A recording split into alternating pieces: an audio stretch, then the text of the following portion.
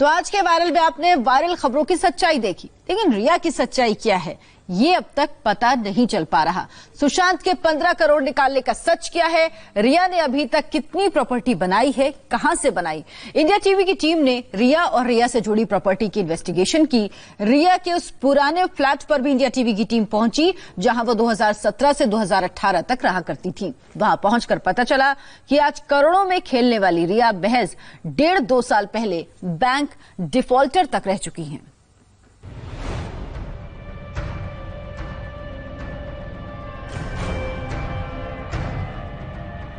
रिया क्या कहना है? रिया आपको क्या कहना है? रिया क्या कहना है?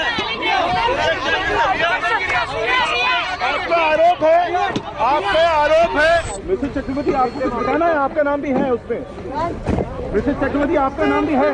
चक्रवर्ती आपका नाम भी आएगी सर। 15 करोड़ फोटो सर, रोज कितने पैसे लिए तुमने? रुको, कितने पैसे लिए तुमने? कितने पैसे लिए? मीडिया के 40 से ज्यादा कैमरे, हर कैमरे के फोकस में रिया चक्रवर्ती। मीडिया के एक के बाद एक 40 से भी ज्यादा सवाल, लेकिन रिया ने जुबान पर खामोशी का ताला जड़ रखा था। रिया क्या कहना है? रिया आपको क्या कहना है? रिया क्या कहना है?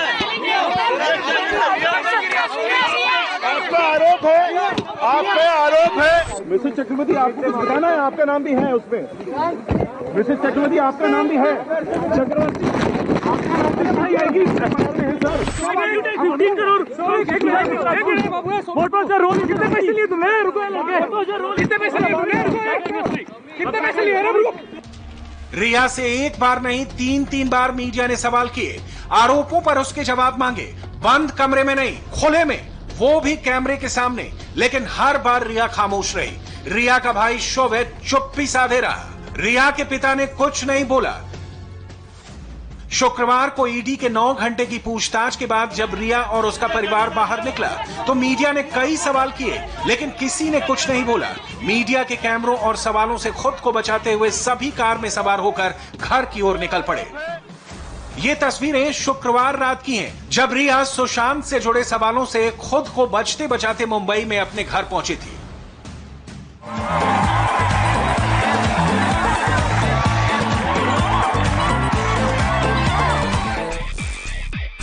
लाइट, कैमरा और एक्शन से वास्ता रखने वाली रिया चक्रवर्ती इन दिनों लुका छिपी का खेल खेल रही है। सुशांत सुसाइड मिस्ट्री ने फिल्मी पर्दे की इस नायिका की छवि खलनायिका जैसी बना दी है।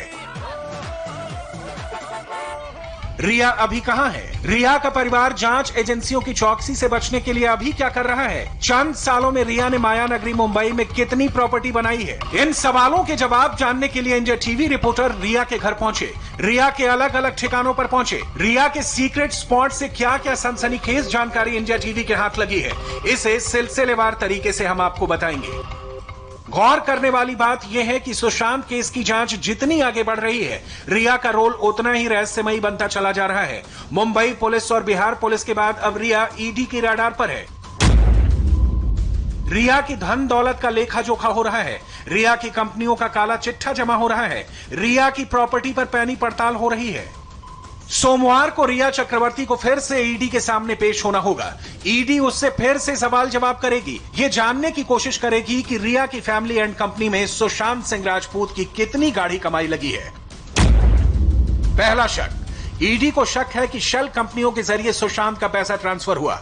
दूसरा शक, इन शेल कंपनियों का संबंध रिया और उसके भाई शौविक से है। तीसरा शक, रिया के भाई शौविक की company front India for world foundation की आईटीआर में भारी गड़बड़ियां हैं। चौथा शक, रिया और उसके कंपनियों के खाते से भी पिछले 2 सालों में पैसा शौविक के अकाउंट में ट्रांसफर हुआ है।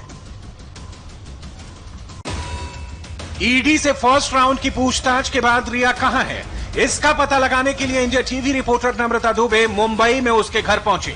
रिया अभी मुंबई के जुहू तारा रोड के इस प्राइम रोज अपार्टमेंट में अपनी फैमिली के साथ रहती है। पता चला कि रिया 2 बार अपने फ्लैट से बाहर निकली है। सुबह रिया अपनी कार से कहीं गई थी, कुछ घंटे बाद लौट आई, फिर सुबह 10 बजे बाहर निकली, फिर 2 घंटे बाद लौट आई। हम इस वक्त मौजूद हैं रिया चक्रवर्ती के बिल्डिंग के बाहर। आपको बता दें कि रिया जो है अपने परिवार के साथ घर में मौजूद हैं, इस बात की जानकारी हमें मिली है।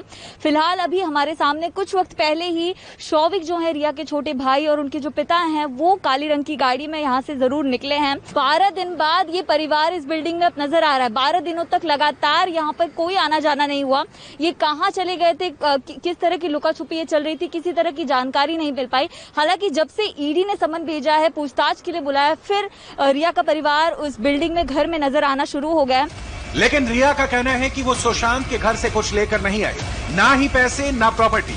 अगर कुछ है तो सिर्फ सुशांत के अंग्रेजी में लिखे कुछ अल्फाज और सुशांत की फिल्म का नाम लिखा ये बॉटल। रिया ने डायरी के उस पन्ने के साथ सुशांत की दी हुई बोतल की तस्वीर मीडिया से शेयर की है। इस तस्वीर के जरिए रिया ने बड़ा इमोशनल मैसेज लिखा है। डायरी के उस पेज पर 7 लाइनें लिखी हैं। पहली line, I am grateful for my life, यानी मैं अपने जीवन के प्रति शुक्रगुजार हूं। दूसरी line, I am grateful for Lilu in my life, यानी मैं लीलू के प्रति शुक्रगुजार हूं। तीसरी line, I am grateful for Bebo in my life, यानी मैं बेबो के प्रति शुक्रगुजार हूं। चौथी line, I am grateful for sir in my life, यानी मैं सर के प्रति शुक्रगुजार हूं। पांचवी line, I am grateful for ma'am in my life, यानी मैं मैम के प्रति शुक्रगुजार हूं। छठी line, I am grateful for Fuju in my life, यानी मैं फुजू के प्रति शुक्रगुजार हूं। सातवीं line, I am grateful for all the love in my life, यानी मैं सभी के प्यार के लिए शुक्रगुजार हूं। मीडिया में इस पेज को शेयर करते हुए रिया ने दावा किया है कि यह सुशांत ने उनके और उनकी फैमिली के बारे में लिखा था। इसमें लिखे गए एक एक बात को रिया के वकील ने डिकोड किया। लीलू मतलब शौविक, बेबो मतलब रिया चक्रवर्ती, सर मतलब रिया के पिता इंद्रजीत चक्रवर्ती, मैम मतलब रिया की मां संध्या चक्रवर्ती और फुगो मतलब सुशांत सिंह का कुत्ता। फिलहाल ये डायरी कहां है किसी को नहीं मालूम। सुशांत ने ये डायरी कब लिखी? क्या सुशांत की ये डायरी पुलिस को दी गई? सुशांत की डायरी के पन्ने रिया चक्रवर्ती के हाथ कैसे लगे? इन सवालों का जवाब सिर्फ रिया दे सकती है। रिया समेत उसके पूरे परिवार पर ईडी ने अपना शिकंजा कस रखा है। ईडी के तफ्तीश के बाद साफ हो जाएगा कि रिया को सुशांत केस में क्या क्या पता है, अपने रहस्य लोक में क्या क्या छुपा रही है रिया चक्रवर्ती। अभी तक जो खुलासे हुए हैं उसके मुताबिक साल की 14 लाख कमाने वाली एक्ट्रेस रिया चक्रवर्ती की जिंदगी पिछले 1.5 साल में पूरी तरह बदल गई। रिया 3 कंपनियों की मालकिन हो गई, मुंबई में 2 नई प्रॉपर्टी खरीद ली, फॉरेन टूर पर जाने लगी।